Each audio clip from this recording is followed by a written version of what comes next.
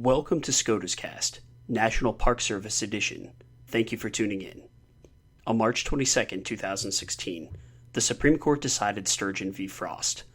Sturgeon challenged a National Park Service ban on the operation of hovercraft on the National River, part of which falls within the Yukon-Charley River National Preserve.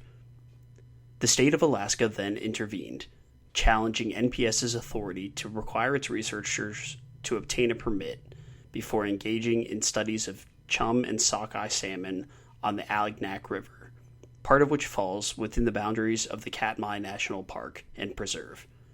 Sturgeon and Alaska contended that the Alaska National Interest Lands Conservation Act precludes NPS from regulating activities on state-owned lands and navigable waters that fall within the boundaries of National Park System units in Alaska. The District Court ruled in favor of the federal government, and the U.S. Court of Appeals for the Ninth Circuit affirmed that judgment as to Sturgeon, but ordered that Alaska's case be dismissed for lack of standing. The question before the Supreme Court was whether ANILCA prohibits the National Park Service from exercising regulatory control over state, native corporation, and private Alaska land physically located within the boundaries of the National Park System. By a vote of 8-0, the Supreme Court vacated the judgment of the Ninth Circuit and remanded the case. Chief Justice Roberts delivered the opinion for a unanimous court, rejecting the Ninth Circuit's reading of ANILCA. Taken as whole, the court indicated, ANILCA contemplates the possibility that all the land within the boundaries of conservation system units in Alaska may be treated differently from federally managed preservation areas across the country, and that non-public lands within the boundaries of those units may be treated differently from public lands within the unit. To discuss the case, we have the Honorable Gale Norton, who served as the 48th U.S. Secretary of the Interior. As always, the Federalist Society takes no position on particular legal or public policy issues. All expressions of opinion are those of the speaker. And now, Ms. Norton. Sturgeon v. Frost presents an interesting example of the U.S. Supreme Court's handling of a case presenting controversial issues during the post-Scalia, pre-successor interim.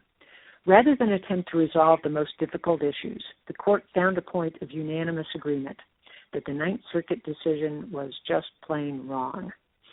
The justices might not agree on the right outcome, but they recognized the wrong outcome when they saw it. The difficult issues were remanded for closer examination, perhaps to reach the court again when the membership is once more at full strength. I will review the case as presented to the Supreme Court, the way in which the court resolved the case, and the important issues that have been remanded to the lower courts. I will briefly review the facts and the positions of the parties. For more explanation of the details of the case, you can listen to my pre-decision podcast.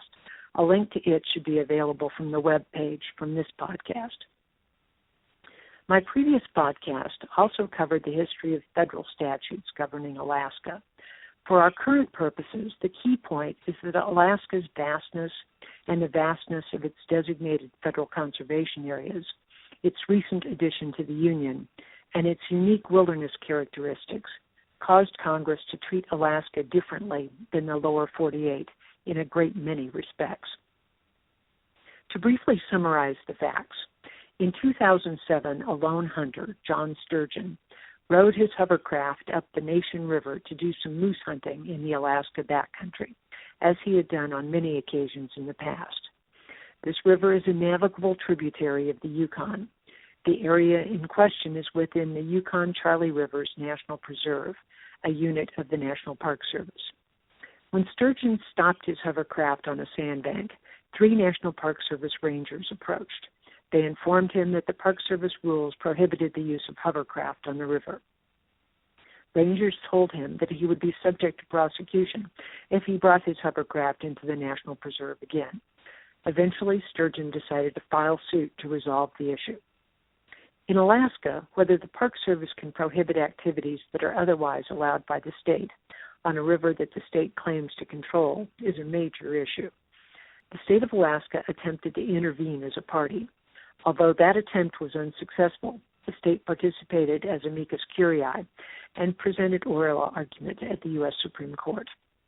The state argued that federal control of state inholdings within federal areas, such as the submerged lands underlying navigable rivers, would affect their sovereign ability to govern, as well as having practical impacts. A holding allowing federal regulation would affect millions of acres of state, private, and native-owned land within parks, wilderness areas, and wildlife refuges. By one count, there are almost 19 million acres of non-federal inholdings within the boundaries of Alaska conservation units. Alaska Native corporations were especially concerned about this case because many of the inholdings are owned by them. Mining, oil and gas development, transportation, hunting, fishing, and other economic activity in Alaska were potentially affected by the lower court's decision. Sturgeon versus Frost appears to have reached the Supreme Court because of its importance to Alaska. The U.S. Supreme Court may be inclined to accept key cases from Alaska because there is otherwise no meaningful review of Ninth Circuit decisions interpreting major federal laws governing the state. The Supreme Court cannot wait for a split in the circuits when only the Ninth Circuit has jurisdiction. This is exactly that type of case. The Ninth Circuit decision, written by Judge Jacqueline Nguyen, ruled in favor of the federal government, finding that the Park Service could regulate navigable waters in Alaskan parks, just as they do waters in parks throughout the rest of the country. The primary statute at issue here is the Alaska National Interest Lands Conservation Act. ANILCA, as the act is referred to, designated a number of parks, wildlife refuges, wilderness areas, wild and scenic rivers, and so forth. ANILCA essentially drew boundaries around large areas of land for federal conservation units, areas as large as entire states in the rest of the country. But Congress was not overly precise in its designations. Within those boundaries were tracts owned by native corporations, private owners, or the state. Although these non-federal lands were within the boundaries, ANILCA said they were not to be considered part of the conservation unit. ANILCA distinguishes those non-federal lands from public lands. The latter are defined as lands, waters, and interests therein, the title to which is held by the federal government. This definition of public lands in Section 102 of ANILCA is relevant to Sturgeon versus Frost issues. Only public lands are considered to be truly parts of the conservation units to be administered by the federal agencies. Section 103 of ANILCA further specifies that these state, private, and native lands are not subject to the regulations that apply to public lands within the units. The Ninth Circuit's opinion in this case focuses on Section 103. The appellate court briefly set out the provision in its statutory history, saying, quote, Section 103C declares that state, native, and private-owned land shall not be subject to regulations applicable solely to public lands within such units. Accordingly, under Section 103's plain text, only public land lying within a conservation unit's boundaries may be subjected to unit-specific regulations. Non-federal land is expressly made exempt from such regulations. As the 1979 Senate report on ANILCA makes clear, non-federal land would not be subject to the management regulations, which may be adopted to manage and administer any national conservation unit which is adjacent to or surrounds the private or non-public lands, close quote. The Ninth Circuit further cited the legislative history of ANILCA and noted a key statement from the Senate report.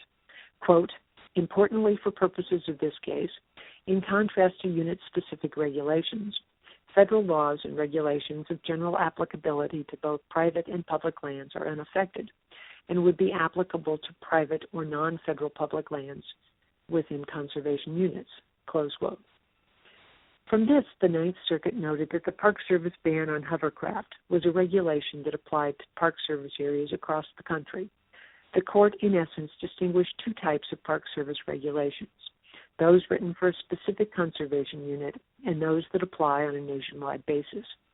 Private, state, and native lands within a unit would be exempt from those regulations written specifically for that conservation unit. But those non-federal lands would be subject to any Park Service regulations that apply nationally. Since the hovercraft ban was a national regulation, it would apply on non-federal lands and waters within Alaska parks. Under the Ninth Circuit approach, regulations arising from the land use plans for the Yukon-Charley River National Preserve would not apply to, for example, a native corporation's lands within the park. but regulations promulgated by the Park Service in Washington, D.C. attended to address visitor needs at Yellowstone or the Gettysburg Battlefield or the National Mall would apply with full force and effect to the Alaska Native land.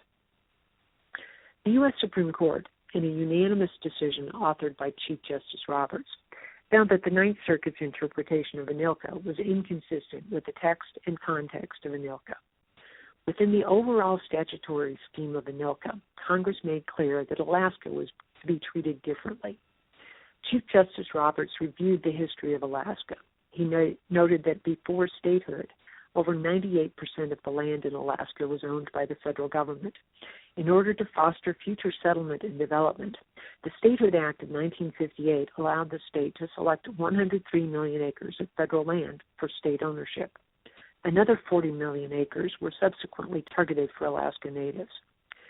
Congress then attempted to determine how the federal lands would be managed, including setting aside areas for parks, wildlife refuges, and wilderness. The Supreme Court's decision cites an interesting episode in setting the background for congressional decisions embodied in ANILCA.